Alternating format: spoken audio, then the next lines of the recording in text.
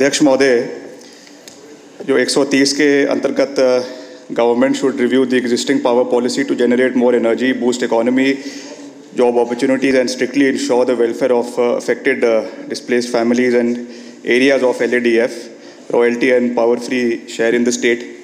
इस पे जो मुझे बोलने का मौका मिला है उसके लिए मैं आपका धन्यवाद करता हूं। और मैं कोई ज़्यादा विस्तार पूर्वक बात नहीं करना चाहता।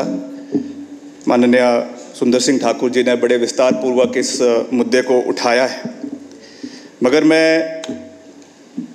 इकोनॉमी की जहां बात करना चाहता हूं, जॉब क्रिएशन की जहां इस परिप्रेक्ष्य में हाइड्रो पावर के परिप्रेक्ष्य में बात करना चाहता हूं, वहां एक शब्द जो इसमें बहुत महत्वपूर्ण शब्द था, जो इस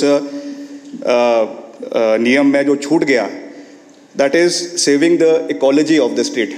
जो इस पे आना चाहिए था और जो इसमें नहीं आया, जो त्रुटि रह गई, मैं उस पर सदन का ध्यान आकर्षित करना चाहता हूँ, मंत्री जी का ध्यान आकर्षित करना चाहता हूँ।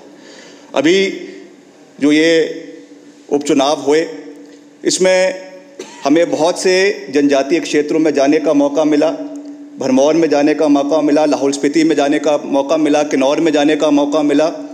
और वहाँ पे जो परिस्थितियाँ और जो जनता की आवाज़ इन प्रोजेक्ट्स के प्रति है, उसके बारे में फर्स्ट हैंड एक्सपीरियंस जो है वो जानने का अपॉर्चुनिटी हमको जो है वो प्राप्त हुआ है। और I think it is our moral responsibility that where we speak of generating employment in the state, at the same time we as responsible citizens of the state and the government should think about how to save the ecology of the state also। आज जिस तरीके से जो projects का जो चीरहरण हमारे पहाड़ी क्षेत्र का हो रहा है, आपने पीछे देखा किन्नौर का जो मुगल सराय इलाका है, वहाँ पे किस तरीके से पूरी की पूरी पहाड़ी नीचे आ गई। हमारे प्रदेश के प्रथम मुख्यमंत्री थे डॉक्टर यशवंत परमार जी, स्वर्गीय Yashwant Parmar. He always led emphasis on small hydro projects in the state. ये ज़रूर है कि successive Congress governments, whether it was Congress, whether it was BJP, over the period of time बड़े प्रोजेक्ट्स प्रदेश में बने हैं, and that was the necessity of the state, that had to be done, there is no doubt about it, and that had to be done in the larger interest of the state. मगर उसके साथ साथ जो छोटे projects को हमको प्राथमिकता प्रदेश के अंदर देनी चाहिए थी, और प्रदेश में जो कॉम्पनसेटरी अफॉरेस्ट्रेशन जिस पैमाने पे प्रदेश के अंदर होना चाहिए था, जो इससे नुकसान हमारे जनजातीय क्षेत्र के लोगों को पहुंच रहा है। और आज इन चुनावों में गांव के गांव ने जो है वो इन चुनावों का बहिष्कार किया, सरकार का बहिष्कार किया, विपक्ष का बहिष्कार किया, ये कहते हुए कि हमको ये प्रोजेक्ट्स नहीं चाहिए। No means no.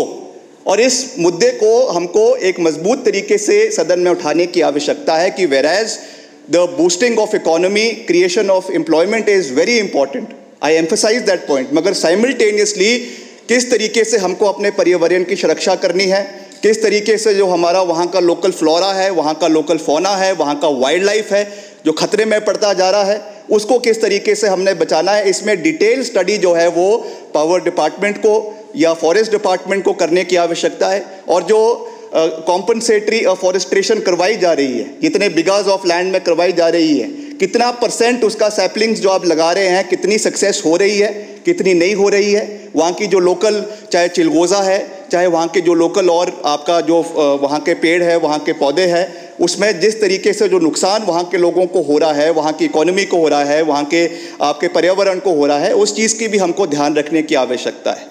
दूसरा, जहाँ तक जो अफेक्टेड फैमिलीज़ हैं, उनको जो उसमें फ़ायदा देने की बात है, उस पर निश्चित तौर से सक्सेसिव गवर्नमेंट्स ने उसके ऊपर पॉलिसीज़ पहले से ही बनाई है, तो उसमें मैं ज़्यादा विस्तारीपूर्ण से नहीं जाना चाहूँगा, ज़्यादा विस्तार से बात नहीं करना चाहूँगा। मगर जिस तरीके से अभी रामपुर के अंदर जो आपका हाइड्रो प्रोजेक्ट, रामपुर प्रोजेक्ट का फेज़ 3 का लूरी के अंदर बनाया जा रहा है, उसमें अभी चुनावों के समय में मुझे वहाँ पर जाने का मौका मिला, और वहाँ पे पूरा का पूरा गांव जो है ऊपर, क्योंकि नेशनल हाईवे पूरा धिसक के नीचे जो है वो ज़मीन के ऊपर आ गया है। और वहाँ पे हमने चुनावों के समय में डिप्टी कमिश्नर से बात करी, एसडीएम से बात करी कि आप वहाँ पे जाइए, वहाँ पे भूस्खलन हो रहा है। Nobody from the administration bother to go there and ask the wellbeing of the people there.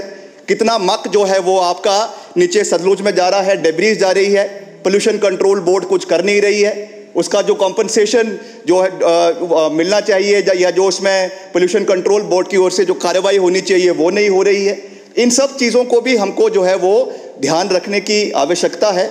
और मैं यही इसमें कहना चाहूँगा कि अंत में कि निश्चित तौर से हमको एम्प्लॉयमेंट इसमें क्रिएट करने की आवश्यकता है। इसमें आपने लाडा की बात करी, लाडा के ट्राइबल एरियाज़ में वैसे भी डी फैक्टो जो चेयरमैन है वो आपके एमएलएस को बनाया जाता है, that is what I was told. मगर किस तरीके से पिछले 3 साल से हमारे माननीय सदस्य जगत सिंह नेगी जी लड़ाई लड़ रहे हैं, इनको जो है वो चेयरमैन से हटा दिया गया है और उसकी जगह I think the deputy commissioner has been made chairman of LADA. और जो एक इलेक्टेड रिप्रेजेंटेटिव जो एम्प्लॉयमेंट जनरेटेड एम्प्लॉयमेंट इश्यूज़ को अपने लोगों के साथ या सरकार के समक्ष या प्रोजेक्ट के एडमिनिस्ट्रेशन के समक्ष रख सकता है, वो एक वहाँ का प्रशासन नहीं रख सकता है। और वही चीज़ रामपुर के अंदर हो रही है।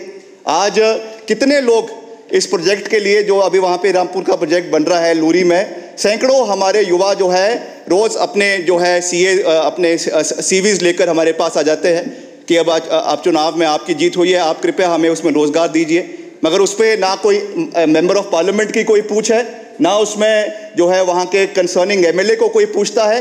तो अगर आपने इलेक्टेड रिप्रेजेंटेटिव्स को कोई तवज्जो इसमें देना ही नहीं है, only the government of the day will call the shots, then what is the point of having a democracy? What is the point of this August House? आप सरकार में बैठ के जो मर्जी करिए, आप कानून बनाएं, मगर अगर आपने विपक्ष की आवाज़ को भी सुनना है तो इन कॉन्स्टिट्यूट जो ये कमिटीज़ बनाई गई है, जो ये बॉडीज़ बनाई गई है, they have to be empowered and people from the opposition also have to be given due representation in that। तभी जाकर जो आपके ज़मीन स्तर की आवाज़ है वो एम्प्लॉयमेंट जनरेट, चाहे वो एम्प्लॉयमेंट से संबंधित है, चाहे वो किसी और आपके कॉम्पनसेशन से संबंधित है, चाहे और कोई उसमें मुआवजे से संबंधित है, चाहे आपका वहाँ के कोई वहाँ पे नुकसान हुआ है उससे संबंधित है, सही रूप से उस चीज़ का आवाज़ जो है वो प्रोजेक्ट के माध्यम में रखी जा सकती है। तो यही मेरा आपसे निवेदन रहेगा कि इस पे हमें आने वाले समय में, क्योंकि आप जानते हैं कि हम India is a signatory to the Paris peace accord, और आने वाले समय में green energy is the only way forward for the country. And हमारे लिए खुशी की बात है कि देश का सबसे ज़्यादा हाइड्रो पावर प्रोडक्शन जो है वो हिमाचल प्रदेश के अंदर होता है। हमारे लिए एक बहुत गर्व की बात है।